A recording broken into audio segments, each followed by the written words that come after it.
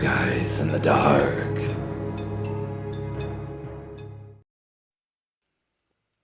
This is going on for about 3, maybe 6 years at the most.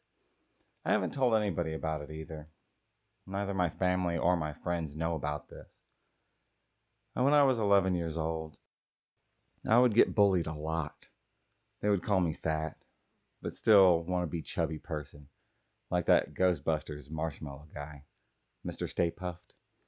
As a matter of fact, I dressed as him for Halloween. Anyways, girls didn't like me until one girl liked me sent. I'm gonna have to stop this right here. This story looks like it has been written by a 5-year-old, so I'm going to do the best that I can to fix this on the fly. Anyways, girls didn't like me until there happened to be one that did. I want to keep my name hidden and hers, so I'll just call her Renee. Out of everybody that I knew, she was the only one that liked me. At first, I thought I was lonely, until she was the only one that liked me. God damn it. At the time, I was happy that I got my first girlfriend. We had been chatting. We talked about our hobbies and all sorts of other stuff. There was one word that got me into my feelings and made me feel really uncomfortable and made a chill down my spine. She pretty much told me that if girls would call me things and like mean things, that she would kill them for me. I asked her if she was serious. She just giggled. I was really scared at this. I really didn't know what to do. A few days had passed. This crazy girl had found my home. My parents had let her in. She always had been nice to my family. She would ask them if we could have a sleepover. I would constantly beg my mother not to let her go into my room because I'm not having a sleepover. Things would get much worse and much more horrifying. The bullying was not seen or heard from my school. The principals asking everybody who had done it. No one knew where they were at. Turns out, it took me some time, but after I had told her about it, she took out the bullies for me. I felt terrified, really, really scared. I went to the principal's office, explained what was going on. He asked me if I knew what had happened to the bully. I took a deep breath, told him it was Renee. Principal had laughed, told me it's not a joke. I'm being serious.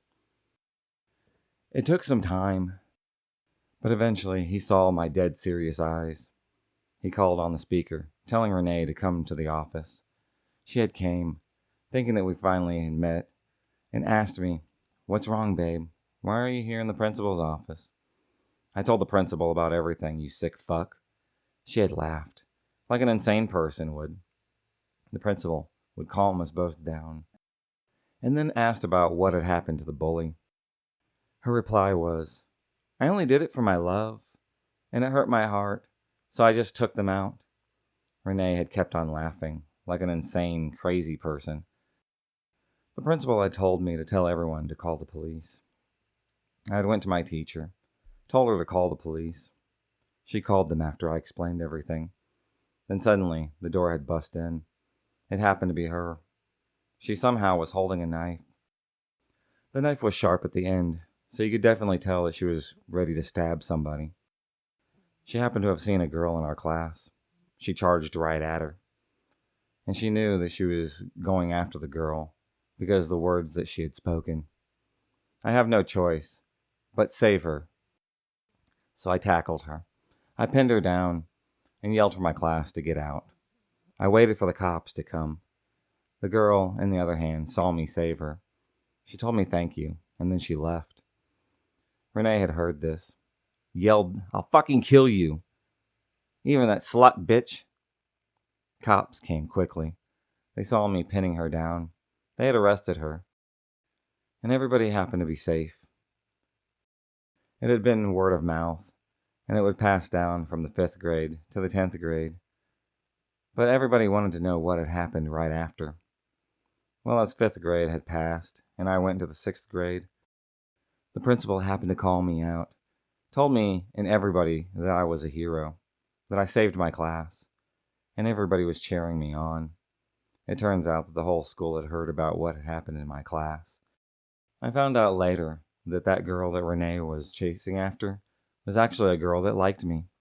She asked me to go out, right after we had found out that she was sentenced to jail, and talking to a therapist. Sooner or later, she will come after me, and the girl that I am dating. I know that she is still there, and I know that she is waiting, just so she can get out of jail. But I really hope that I don't ever see her again. Oh, Jesus fucking H. Christ. What the hell was that? This had all started at a convention. It's technically still going on to this very day. My boyfriend was dressed up as a character from a game that isn't too well known. I'll call him Damien. We had both assumed that no one would recognize him. But, matter of fact, about halfway through the second day, we could hear someone call the said character's name. We see someone dressed up as another character from that exact game. They came bounding through towards us with a friend in tow. They introduced themselves. I'll call them Rena and her friend Hilda. We started talking. We became fast friends. We had spent the rest of the con hanging out. When it came time to leave, we had exchanged our Discord information. We continued to talk to each other daily. Damien and I, as well as Rena, all decided that we would head to another con together, out towards the end of October. As everything had progressed, she became infatuated with both Damien and I. Mostly my boyfriend. I don't think that would have admitted that. Neither of us had acknowledged any of the warning signs. They had become comfortable with us after knowing us for only a week. They would tell us that they loved us, even though we really didn't know them that well. Whenever we would go and hang out, they acted as if we were dating. They clinged onto Damien's arm in public, gave evil eyes to anybody who ever got close. They called themselves obsessive, telling us that all their previous relationships had failed for a very good reason, insisting that we would learn to hate them eventually. We had ignored everything. I tried to convince them that they were just hurting themselves with all of those negative thoughts, that they were worthy of love. I believe my first mistake was telling them that I happen to love them back. I'm going to tell you that I love you if I think that you are a good person. That's just something that I happen to do, something that I enjoy doing.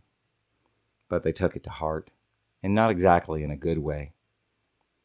We had enabled them, consoling every single time that we spoke, because they always had something negative to say about themselves. Call me dumb, but I want to make sure that people are happy and get along and happen to love themselves in the process. So when I happen to see someone beating themselves up, I feel like I have to be the one to help them. Every other thing that she said was self-deprecating, and they explained to us that they were raised to think that they were useless and not lovable. They had poured their heart out to us, even though we barely knew each other. I had respected that. Everybody needs a shoulder to cry on. I didn't want to say that I had pitied them. I'll admit, I really did feel bad. I wanted to help them, make themselves better, learn to be happy with themselves. But no matter what I said or did, nothing had ever changed. The real red flags had started popping up at the convention this very month. We'd gotten back from it today. And let me tell you, it was a wild ride. We didn't get to do anything that we had originally planned.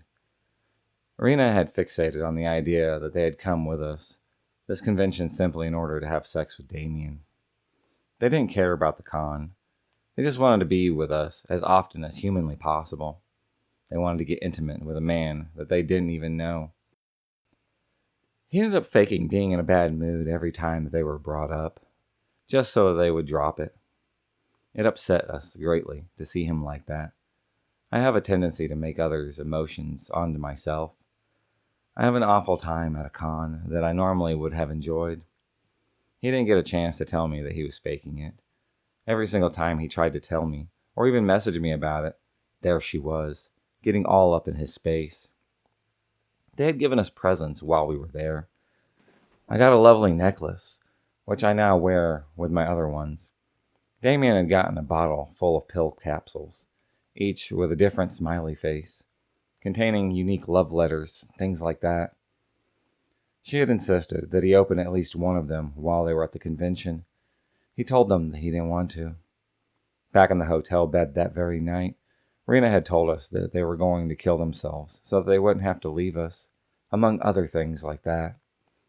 I can't really recall the conversation. I was freaked out by what they were saying. They were behaving in a very threatening and manipulative manner. We tried to bring her to Hilda's house after the con. Damien's car had stalled. A bad storm had made it flood. Rena's response to this was to have a breakdown. She screamed and cried about how they ruined everybody's life that they walk into, how they were just awful people. They should just kill themselves. We were stranded there for over 4 hours. Not once did they even stop. It was one of the most uncomfortable things for me. Initially, we had gotten home. He had decided that he would just throw the love letter bottle away. My curiosity had gotten the better of me. I told him that he should open it. Some of them were kind of sweet, like, "I love your cute nose. I love your soft, warm hugs." Others were kind of unsettling. Things like, "I love that each passing day is another day closer to you. I love making you need me as much as I happen to need you. I love when you tell me that I love you, but I wanted you to need me." And the real kicker to everything, "I love knowing that you couldn't leave me if you had tried." That was it for the both of us. It had been building up since we had met them for the very first time. It's escalating in a dangerous direction. I happen to hate the nicknames that they'd given us. We want to let them down easy, as to not to provoke them, because, to be honest, at this point, they really were scaring me. They knew where Damien lived. They were going to move right next to him the very next year.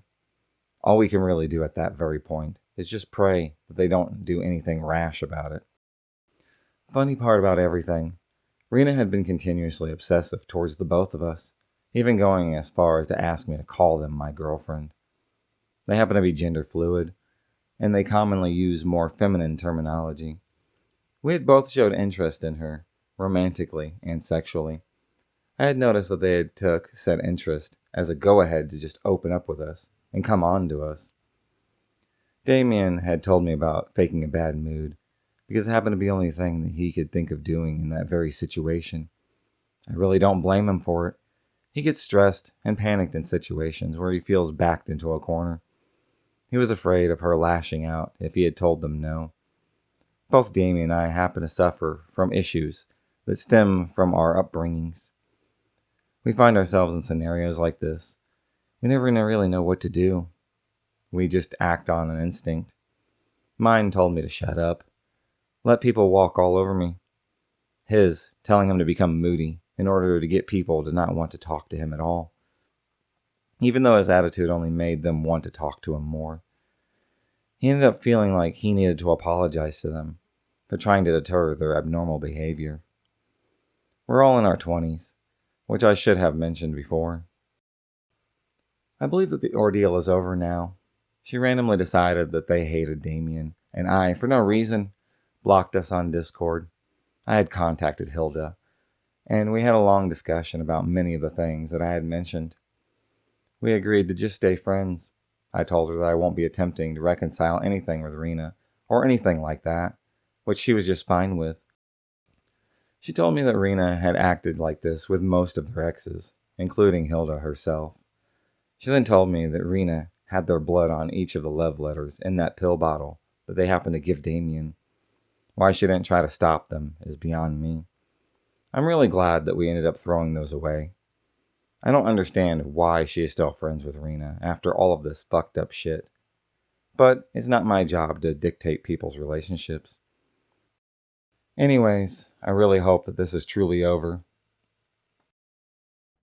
If you enjoyed this video, please subscribe, like, and hit the bell for notifications on future videos and become a stalker of the night. And I'll see you next time.